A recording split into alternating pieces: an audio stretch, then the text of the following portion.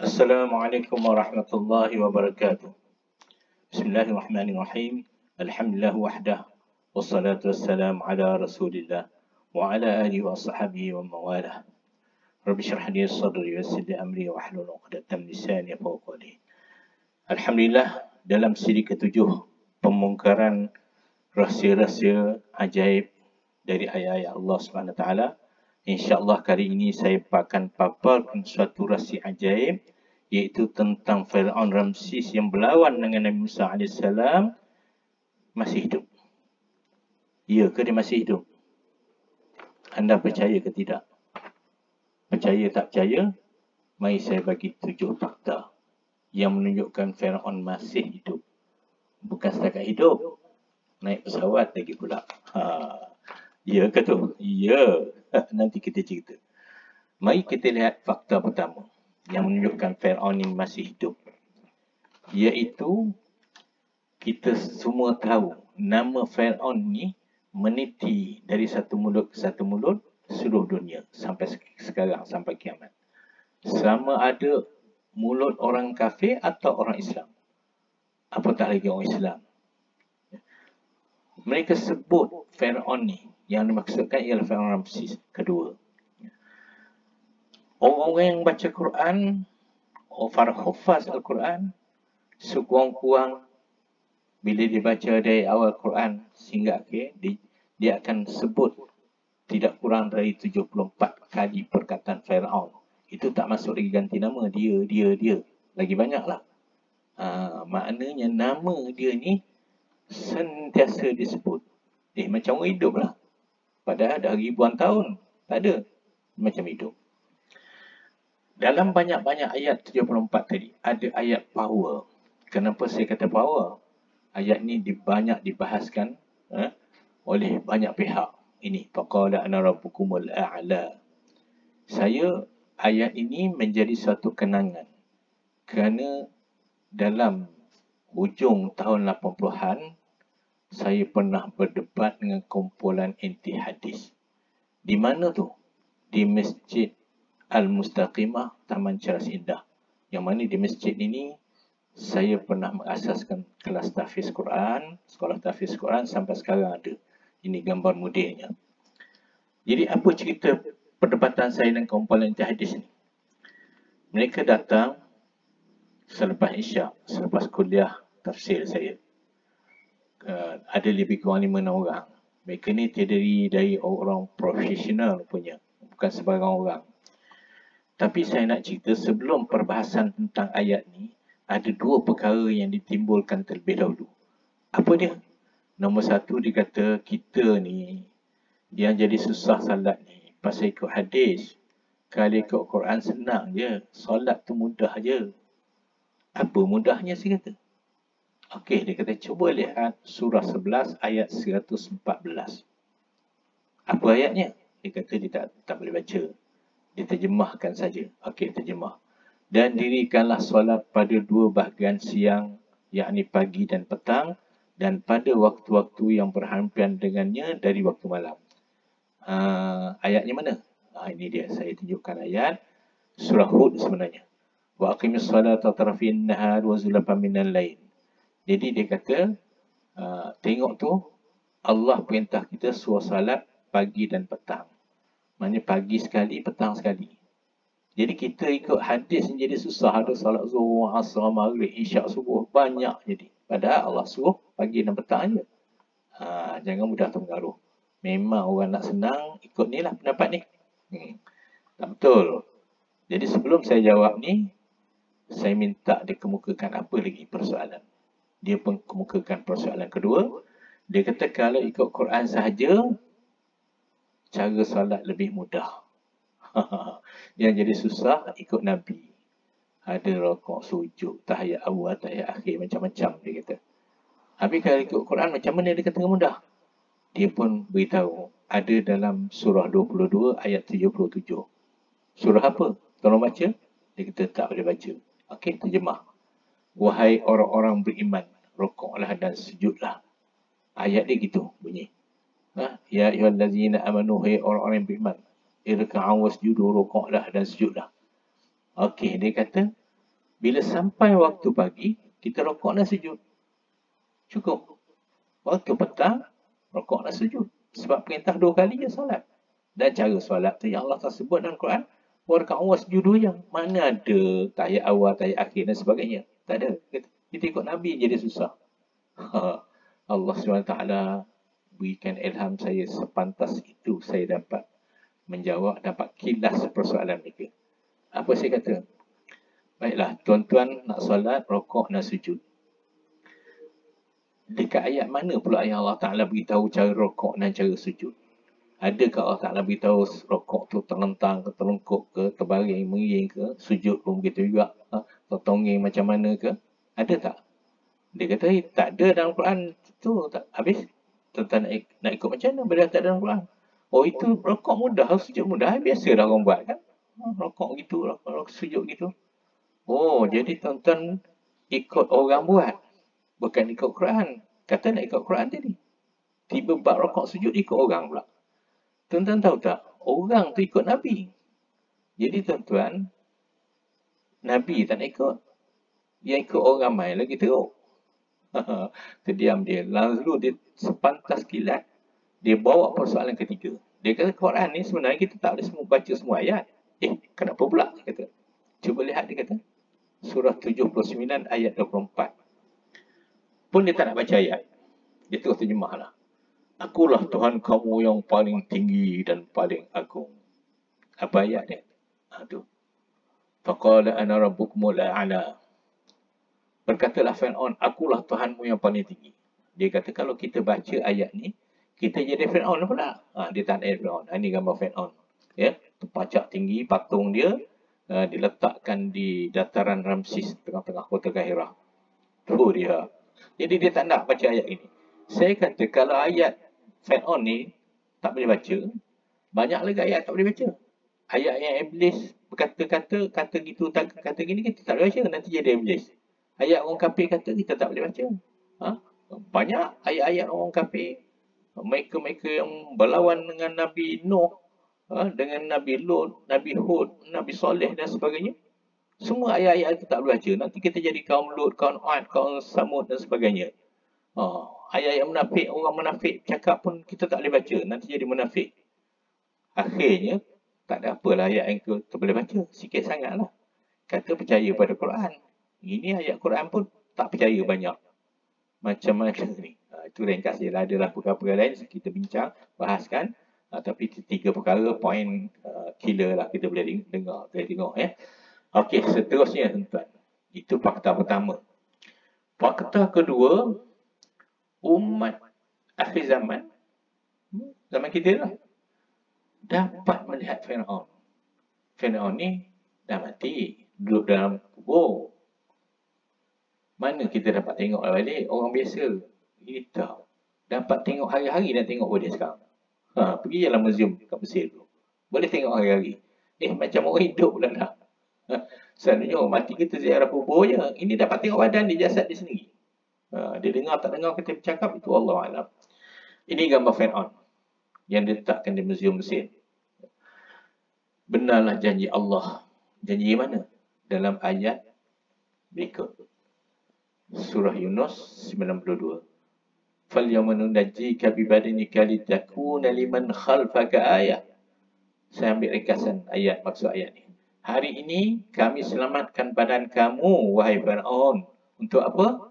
Allah kata untuk menjadi tanda bagi orang-orang kemudian. Tanda apa? Tanda pengajaran. Untuk ambil iktibar. Siapa orang kemudian yang Allah Ta'ala sebut tadi? Liman khalfaka ayah. Orang kemudian akan dapat melihat. Siapa dia? Kita lah yang dapat melihat sekarang.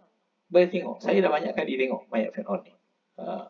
Zaman Nabi tak ada lagi. Belum terjumpa lagi mayat Fir'aun. Sebab tu Allah Ta'ala kata orang kemudian dapat tengok. Orang zaman kita lah punya. Waktu ayat diturun, tak ada siapa yang dapat melihat jasad Fir'aun. Tapi Allah dah cerita banyak. Agaknya orang masa tu gambaran dia macam mana. Dia dengar cerita, tapi dia tak dapat tengok. Tapi dia beriman kuat. Kita zaman kita, dengar cerita Allah, dapat tengok lagi pula kesan-kesan Fir'aun. makin longgar iman. Na'udzubillah min zalik. Kenapa orang dulu tak dapat lihat? Kerana semua kubur-kubur Fir'aun tertimbus di padang pasir beribu tahun yang silam. Kerana hakisan padang pasir. Di padang pasir ini begitulah. Terdedah dengan ribut padang pasir. Bila ribut padang pasir di bawah pasir-pasir tinggi-tinggi. Kadang-kadang satu tempat yang rata boleh jadi bukit. Tertimbus. Itu padang pasir punya style. Bukan macam tempat kita. Okey, tapi setelah Allah bagi akal kepada orang-orang akhir zaman, mereka berbagai-bagai ikhtiar menggunakan alat-alat dan sebagainya, akhirnya mereka temui. Macam mana cara mereka temui? Bila jumpa tu? Okey. Jumpa tu setelah pencarian demi pencarian. Akhirnya jumpa bukan serentak. Jumpa satu tempat. Nanti lama kemudian kaji-kaji orang cari-cari ni. Jumpa lagi tempat lain. Begitulah seterusnya. Bila mula-mula jumpa mayat Fir'aun Ramses ini yang berangan Nabi Musa. Ya. Itu dalam kurun ke-19. Ya. Setelah 1000 tahun lebih Nabi wafat. Maknanya 1000 tahun lebih ayat Quran turun, baru terselah kebenaran ayat yang Allah Ta'ala sebut tadi tu. Akhirnya terbukalah rahsia ayat 92 surah Yunus tadi. Tuan, mari kita melawat ke dalam kubur. Ini nampak di luar kubur, dia ada pintu tu kan. Tu pintu, kita boleh masuk, ramai-ramai boleh. Saya bawa rombongan pergi umrah, melawat ke kawasan istana Fir'aun ni. Kami dibawa oleh pemandu pelancong masuk ramai-ramai dalam kubur ni. Boleh masuk ramai? Boleh. Nak tengok macam mana gambar dalam kubur ni. Tengok jalan nak masuk tu pun dah heran, takjub kita. Penuh dengan ukiran-ukiran. Pandai orang zaman dulu ya. Lebih hebat daripada kita nampaknya. Kubur ni, dalam ni nanti kita tengok banyak bilik-bilik untuk keluarga diraja lah. Orang biasa hamba abdi tak boleh masuk sini. Okey, ini tengok. Penuh dengan ukiran-ukiran. Bukan setakat dekat dinding, kat atap lagi. Nampak tu? Tu dia. Kubur je pun dah macam istana dah. Agaknya istana dia lagi hebat pada inilah. Sebab kat istana yang dekat atas bumi tu kita tengok dah banyak untur-untur lah. Dah tak banyak benda-benda macam ni dah. Ini di ori duduk dalam tanah. Orang baru jumpa. Tengok bahagian atas pun penuh dengan lukisan-lukisan. Yang kebanyakan lukisan tu kita tak kerti nak baca. Dia ada maksud-maksud tersendiri. Orang kata di zaman itu adalah tulisan bergambar. Tulisan dia tak pakai ABC, alif betul, tapi dia pakai gambar. Tulisan bergambar. Bolehkah kita melawat ke dalam ni? Tengok dalam bilik tu ramai orang melawat tu macam dalam istana. Padahal ni bawah kubur ni, bawah tanah, dalam kubur. Boleh melawat tak? Jawabnya, boleh. Tapi bukan kita nak terpegun, kita terasa hebat pada orang tu, kita rasa dia amat berkuasa dan sebagainya, takut kita jadi syirik. Tapi kita masuk tu untuk ambil iktibar. Kita masuk itu, kita renung, tengok apa Allah Ta'ala kata. Yang mereka ni hebat, akhirnya binasa. Allah binasakan mereka. Tu tuan-tuan, muslimin, muslimat, rahmati Allah sekalian. Ada misteri tak? Dalam kubur ni ada misteri tak? Biasa ke kubur macam-macam lah misteri. Tapi saya tidak nak cerita kisah-kisah mistik tu. Saya nak sebutnya yang mestinya ialah tentang cat dia ni. Ramai para saintis buat kajian. Apakah bahan-bahan cat yang mereka gunakan? Sehingga sekarang tak bertemu lagi. Sebab tahan ribuan tahun. Cat hari ni berapa tahunnya boleh tahan. Bukan setakat cat yang mereka kagum, yang jadi misteri. Tapi juga bahan awet, mengawetkan mayat Fir'aun. Itu pun misteri juga. Tak ada lagi, orang tak bertemu lagi. Kalau ada bertemu tu, agaknya berapa mahal harga dia. Sebab ramai orang nak awetkan mayat agaknya. Okey. Kalau kita tengok gambar-gambar dilukis tu, nombor satu nak kena panjang atas, sebab tu lukis tu cantik, berwarna-warni. Tentu kita boleh berfikir bahawa di zaman itu bukan zaman kuno, bukan zaman tak tamadun, bukan zaman orang macam orang Ulu, orang Sakai, bukan. Mereka rupanya sudah punya tamadun hebat. Tentulah mereka ramai ada ramai para pelukis, para pengukir yang mahir. Maknanya hebat. Itu sebabnya benda ni, apa cerita Fir'aun ni diliputi dalam Al-Quran. Bukan setakat lukisan, tapi juga patung-patung diukir. Tu dia nampak gambar patung-patung diukir. Bukan setakat lukis je, ukir lagi pula. Banyaknya kerja mereka. Ni dalam bilik mayat bawah tanah. Tengok bahagian atap tu, ada sebahagian bahagian tak dilukis pun. Itu tanah dia tu batu lah. Dia kawasan-kawasan berbatu, dia pahat-pahat. Bukan pasir gitu. Okey, ini lagi kalau kita tengok. Tengok bawah tu kanda. Tengok.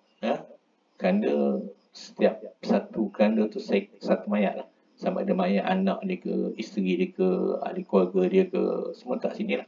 Rakyat biasa tak boleh masuk kawasan istana ni. Kubur istana. Tengok tu. Di dinding-dinding tu ada lukisan yang mempunyai makna sendiri, tersendiri. Setelah banyak kubur gali, akhirnya jumpalah mayat Firaun Ramses pada tahun 1881. Maharaja Ramses yang berlawan dengan Nabi Musa AS. Inilah kebanyakan pendapat. Walaupun ada segelintir sikit pendapat yang mengatakan bukan Ramses kedua ni yang berlawan dengan Musa. Tapi pihak-pihak yang mengatakan Ramses kedua ni yang berlawan dengan Musa, banyak hujah-hujah je. Saya tak dapat muatkan di sinilah hujah-hujah di dalam masa yang terhad. Saya dah baca banyak hujah-hujah dia. Nampak macam betul lah, tepat lah. Jadi kalau betul ini, kita tengoklah macam mana rupa dia kalau dia masih hidup. Dia berlawan dengan Nabi Musa macam mana. Tukang sihir beriman dengan Nabi Musa, dibunuhnya tukang sihir. Kita kata zalim betul. Ini rupa dia. Jadi hidup dia ni. Hidup. Kita dalam pemikiran kita. Okey, seterusnya. Kita akan balik pada fakta ketiga yang menunjukkan Firaun masih hidup. Tapi sebelum masuk fakta ketiga, mintalah tuan-tuan, puan-puan, muslimin-muslimat, subscribe dan like serta share kepada seberapa ramai yang mungkin. Panjang-panjangkan video ini. Mudah-mudahan kita menyebarkan agama Allah. Yang saya terangkan banyak ayat-ayat Quran. Mudah-mudahan tidak tertinggal dekat kita saja. Kita panjangkan, insya-Allah. Fakta ketiga. Ini gambar istana dia. Ini saya dah tunjuk dalam slide yang lalu. Yang dikatakan di sini dah tempat Nabi Musa AS dibesarkan. Tengok patung singa tu. Apa poin yang saya ambil di sini? Poinnya, bila istana Firaun masih kekal, menunjukkan dia masih hidup. Macam mana pula? Hidup. Ia setiap hari sentiasa dikunjungi oleh pengunjung-pengunjung dari seluruh dunia. Bukan dari dunia Islam saja. Atau dunia bukan Islam sekalipun. Kalau daripada dulu sampai sekarang, sejak daripada tahun 1881 sampai sekarang, tak tahulah berapa ratus juta, berapa bilion orang yang dah mengunjungi. Bila mengunjungi kawasan istana, biasanya mereka mendapat cerita-cerita dan maklumat-maklumat daripada para pemandu pelancong. Jadi bila dia cerita tentang Firaun, kita tengok sendiri khazanah-khazanah Firaun, istana Firaun dan sebagainya, kita rasa semacam seolah hidup. Macam seolah Firaun itu hidup. Itu yang dikatakan Firaun masih hidup. Okey. Ini kolam mandi di sebelah belakang istana yang saya ceritakan dalam slide yang lalu. Yang mana di sini saya cerita dulu, saya tanya askar yang jaga kawasan istana ni, saya kata, ada misteri apa-apa ke di kolam ni? Dia kata ada. Bila bulan mengambang, bunyi riuh orang mandi. Kalau kita lagi lah. Tapi saya tanya, nampak apa-apa? Tak nampak lah. Suara je. Itulah jin. Okey. Ini istana yang itu, istana yang Nabi Musa tinggal. Kalau kita lihat daripada atas, maknanya satu komplek yang besar dan betul di tepi sungai. Sebenarnya kisah Quran, Nabi Musa dihanyutkan oleh ibunya di dalam rakit ke, dalam perahu ke, akhirnya masuk ke dalam kawasan istana. Ini betul lah, tepat lah. Maknanya istana ni istana tepi sungai. Setiap hari, orang ramai bukan melihat istana-istana Firaun saja, tapi dapat melihat wajah Firaun, bukan dari foto tapi dari lukisan patung-patung. Mungkin begitulah gambar Fir'aun dulu. Ya? Sebab dia tak ada kamera. Bukan setakat Fir'aun dah besar. Tengok. Masa Fir'aun masih kecil, kanak-kanak pun dibuat patung juga. Agaknya macam itu Fir'aun masa budak-budak tu ya. Wallahualam bisawab. Seterusnya, fakta keempat yang menunjukkan Fir'aun masih hidup. Fir'aun ni sentiasa dijaga, dikawal dengan rapi.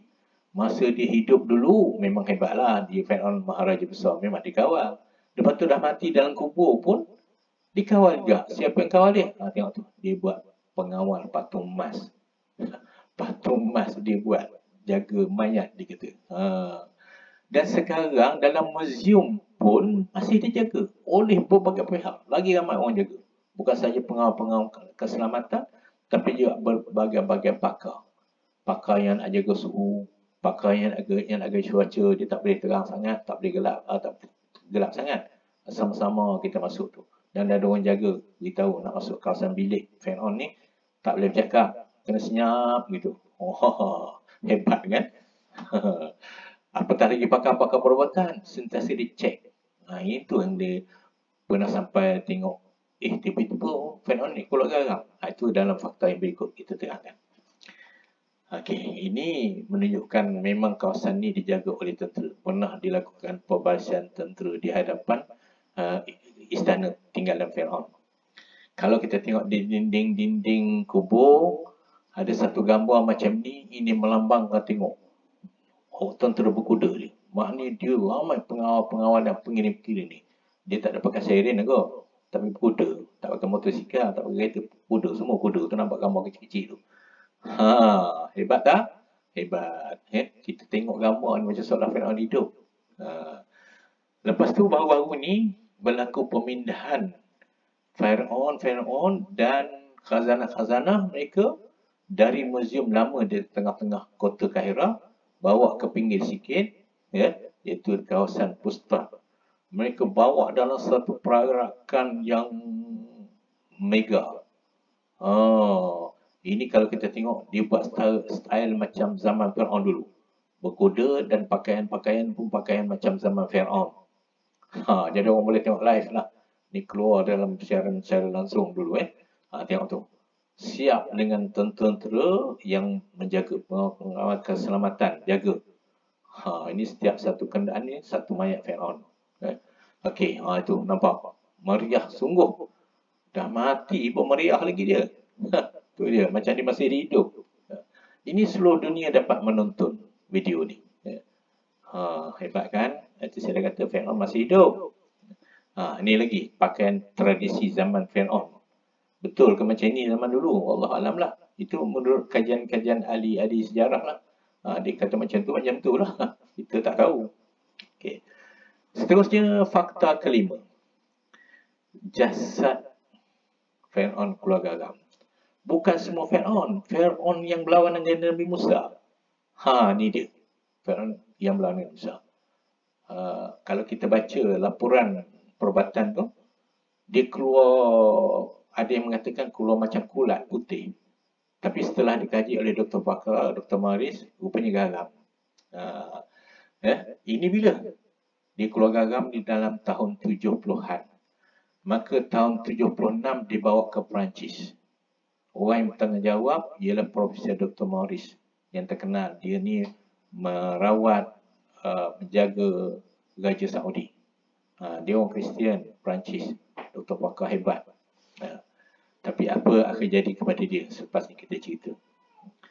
Ini dia. Berita keluar, dia kata Maradul Malik. Raja Fir'aun maksudnya sakit. Dia kata Annalha malamih badha. Itu. Keluar garam putih. Laporan mereka, keluar garam putih. Lagi dia sebut, dia kata warna mayat Fir'aun ni, warna rambut dia pegang. Mana menunjukkan warna asal dia. Agaknya kalau macam kita hari ni tengok orang Eropah lah pegang rambut dia. Dan setelah dilakukan X-ray, didapati tulang-tulang Fir'aun ni keseluruhannya masih baik. Subhanallah, tak reput dia, masih baik. Itu kata hebat Pak Nakwi dia. Benarlah kisah Al-Quran Al-Karim yang mengatakan Fir'aun ni tenggelam dalam laut. Rupanya banyak air laut, air masin dia minum. Itu yang keluar garam. Tapi keluar garam bukan masa zaman Nabi Musa dulu. Sekarang pun keluar garam. Itu heran tu. Yang selama ni mayat dia tak ada apa-apa, tak keluar garam. Allah nak tunjuk kepada kita. Zaman kita, dia minum air ribuan tahun dulu. Ada yang mengatakan 3,500 tahun dulu, ada yang mengatakan lebih lagi. Maknanya ribuan tahun lah. Tapi tiba-tiba hari ini, akhir zaman, mayat dia keluar garam. Itu tentang rajuk ayat 50 surah Al-Baqarah. Saya tidak menerangkan detail ayat sini dalam masa yang terhad. Yang fakta ke-6, Fir'aun dan alat-alat khazanah dia merayau. Naik kapal terbang around dunia. Keliling dunia. Ada yang dibawa ke Amerika, ada yang dibawa ke Perancis dan seluruh dunia. Ada dulu orang nak bawa ke Malaysia, tapi tak jadi. Pernah disebutkan di Mesir, waktu dibawa khazanah Fir'aun ni yang nilai tak tahu berapa juta, berapa bilion, nilai dia mahal. Dibawa dengan beberapa buah kapal terbang, dan kapal terbang yang bawa khazanah Fir'aun ni diiringi oleh beberapa buah kapal perang Amerika. Kenapa sembang itu? Nak jaga keselamatan. Sebabnya bukan ada nilai, tak ada nilai, mahal sangat. Tak boleh bagi nilai barang-barang dia. Dan dia tu sendiri. Kalau nak kira nilai satu kursi emas dia saja pun dah cukup. Tak terbayar. Itu dia, mahal. Okey, dan antara barang dia pergi ialah ke Paris.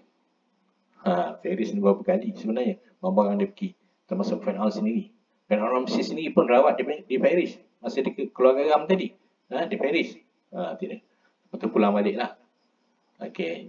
Ni Ramses naik pesawat. Nampak tu. Ni dia. Pada tahun 76. Bawa dengan nakut.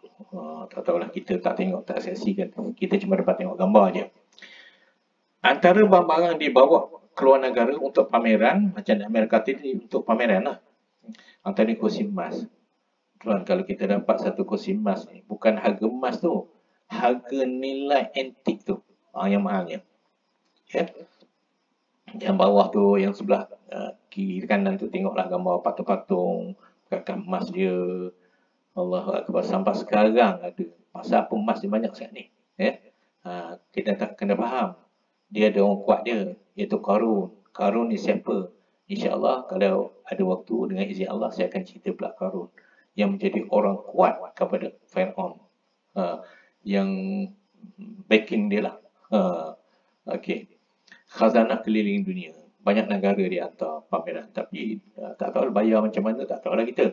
Tapi maknanya dunia luar banyak pinjam ke sewa ke, tak tahulah. Ni lagi antara kursi emas ni. Jadi kalau kita tengok semuanya emas ni, memang hebat sungguh lah. Ini patung pun emas. Kita boleh tengok, pergi kat museum Mesir, tengoklah. Kita kata, banyaknya emas. Patutlah Qarun tu banyak sangat emas.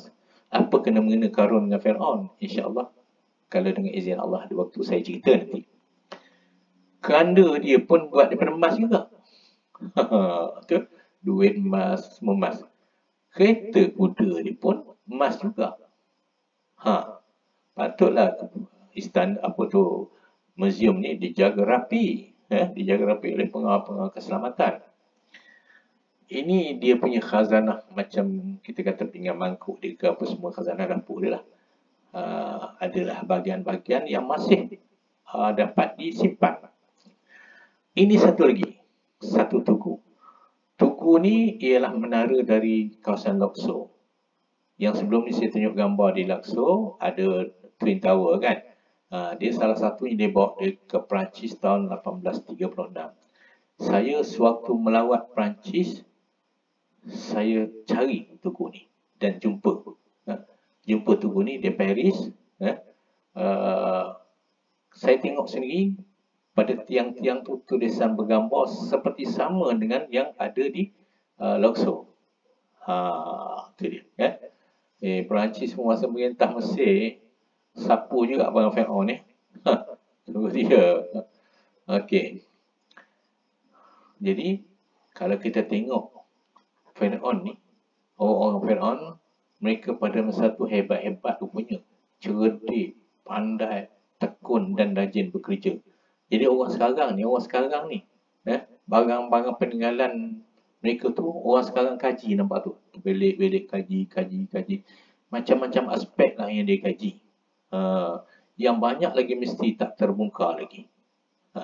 Kita tunggulah apa seterusnya misteri khazanah Fir'aun ni. Rahsia-rahsianya hebat. Apa rahsia mereka yang mereka jadi pandai ni?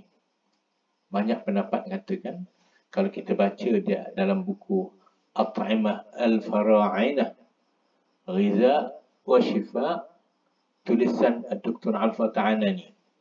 Dia kata apa?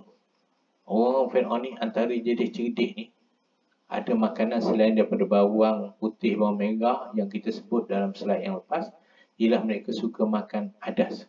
Adas ni apa? Kacang dal. Dr. Hussein Abdul Basir pula kata, dia ni pengarah Museum Iskandaria. Dia kata kelihatan di dinding-dinding dalam kubur Fir'aun tu lukisan makanan mereka. Antaranya bawang putih, bawang merah, kacang dal dan lain-lain. Jadi kacang dal ni salah satu daripada kegemaran mereka. Sebab kacang dal ni boleh mencerdaskan akal. Jadi cerdik. Agak itu dah mereka cerdik ni. Kalau kita buka tafsir kitab tafsir Al-Qurtubi, kita akan jumpa hadis riwayat Ali, Rasulullah SAW bersabda, "Alaikum bil adas." Amalkan adas. Fa innahu mubarak. Kerana sesungguhnya dia ni barakah. Wa innahu lahul qalb. Dia melembutkan hati. Dia berkati, lembut hati, dan dia kata wa yuksiru dam'a. Banyakkan air mata. Kita ni air mata kering, nak bertaubat, jadi payah nak keluar air mata. Rupanya makan ni jadi mudah keluar air mata kalau nak bertaubat dia kata, Rasulullah kata, wa innahu qad baraka fihi sab'una nabiyyan. Sesungguhnya ia makanan diberkati 70 nabi-nabi. Akhirum Isa bin Maryam, nabi terakhir yang berkat dapat memberi keberkatan kepada adas ni ataupun kacang dal ni, ialah Nabi Isa bin Maryam. Wa kana Umar bin Aziz, cerita dalam tafsir Al-Qurtubi ni, dia kata Umar bin Abdul Aziz, kita kenal seorang khalifah Islam yang termasyhur, dia kata ya'kulu yawman khuzam bi zaid. Dia ni selang-seling, satu hari dia akan makan roti dengan minyak zaitun, satu hari dengan daging, makan roti dengan daging, dan satu hari akan makan roti dengan kacang dal. Kita ini yang suka makan kacang dal bukan orang Melayu, orang India suka makan kacang dal. Kita tengok dia buat kari kacang dal, makan roti canai. Sebab tu orang India ni, kita tengok tulisan dia cerdik. Kita tak boleh baca tulisan dia. Kalau Inggeris tu, tulisan Inggeris, walaupun kita tak boleh membaca perkataan dia, tapi huruf dia kita boleh baca. Boleh baca A, B, C, boleh baca. Huruf India siapa boleh baca? Cerdik dia. Dia buat tulisan dia, orang lain tak boleh baca. Okey, seterusnya. Disebutkan dalam kitab, kata silap sini, Tipu Nabawi, dan beberapa kitab lah tentang kehebatan kacang dal ni. Disebut ada protein 20%, ada karbohidrat 58% dan sebagainya.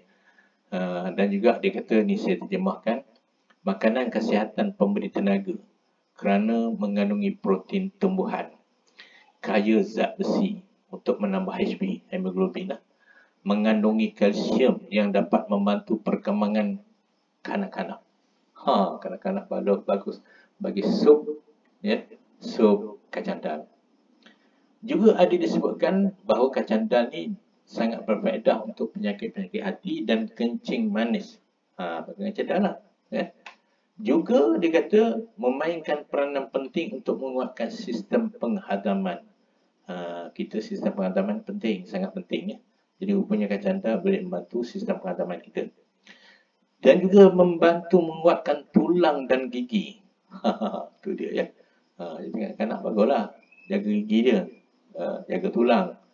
Okey, lagi satu juga dia sangat berfaedah kepada perempuan mengandung. Orang mengandung kerana dia kata dia dapat memberi makanan asasi kepada pertumbuhan janin dalam perut. Juga dia kata boleh antibarah, menjadi makanan sebagai antibarah kanser, anti kanser. Juga dia kata boleh melawan kepenatan dan keletihan. Orang penat letih makan cadang, maknanya dia dapat cover lah. Dapat membantu mencegaskan balik daripada letih-letih, tadi penat. Ya. Juga dia kata mengatur proses pencernaan macam tadilah. Okey. Fakta terakhir yang ketujuh. Jasad Fir'aun ni berdakwah. Macam mana berdakwah? Dia dah mati. Cuba kita faham. Fahami baik-baik. Ya. Dr. Maurice Bucali, seorang saintis Perancis, akhirnya memeluk Islam pada tahun 1976 selepas melakukan rawatan kepada Fir'aun. Ini pakar bedah lah. Okey, ini Dr. Maurice. Okey, Profesor Dr. Maurice. Sebab apa dia masuk Islam? Sebab bila dia menyiasat mayat Fir'aun ni, dia seorang pakar yang hebat. Sebab dia juga doktor pakar kepada Raja Arab Saudi. Dia menemui banyak rahsia, banyak fenomena. Antara rahsia yang menakjubkan dia ialah macam mana mayat Fir'aun ni ada keluar garam. Menjadi persoalan kepada dia. Jadi ada orang beritahu tentang ayat Allah Ta'ala beritahu akan datang mayat Fir'aun ni, kita boleh jumpa. Boleh tengok. Dulu dia tenggelam. Cerita dalam Quran dia tenggelam di lautan. Jadi dia kaji-kaji. Air garam dia minum air laut. Air garam lalu air masin. Laut merah. Bukti kebenaran Al-Quran. Lepas tu dia menyiasat. Kaji dalam kitab Taurat dan Injil. Dia tengok, dia kata, ada cerita Fir'aun tenggelam dalam Taurat dan Injil. Tapi cerita tu setakat cerita tenggelam. Tak ada cerita macam dalam Quran kata mayat dia akan menjadi saksi kepada orang kemudian. Tak ada cerita. Hebat lagi Quran dia kata. Jadi banyaklah kajian-kajian dia. Termasuk kajian-kajian yang mengenai fenomena dalam badan manusia, kejadian janin manusia yang Allah Ta'ala sebut dalam Quran tu. Dia kaji-kaji kupas, akhirnya dia masuk Islam tahun 76 dan dia menulis satu buku yang terkenal, termasyhur, dia terjemahkan dalam berbagai bahasa di dunia. Iaitu apa ni? The Bible, The Quran and Science. Buku ini hebat tuan. Kita kena tak baca banyak, baca sikit tengok macam mana orang ni boleh masuk Islam ni. Tentu dia pasti liputan pasal Fir'aun dalam Quran ni menyebabkan ramai bertambah iman, masuk Islam. Saya sebutkan Dr. Maurice saja. Itulah kehebatan. Fir'aun tapi masih hidup berdakwah. Mayat dia boleh berdakwah. Orang boleh masuk Islam kerana mayat dia. Dakwah tu. Allahu Akbar, Wallahu a'lam bissawab. Tolong like dan share seberapa banyak yang mungkin ilmu Allah SWT ini. Wabillahi taufiq wal hidayah. Subhanakallahumma wa bihamdika asyhadu an la ilaha illa anta astaghfiruka wa atubu ilaik. Assalamualaikum warahmatullahi wabarakatuh.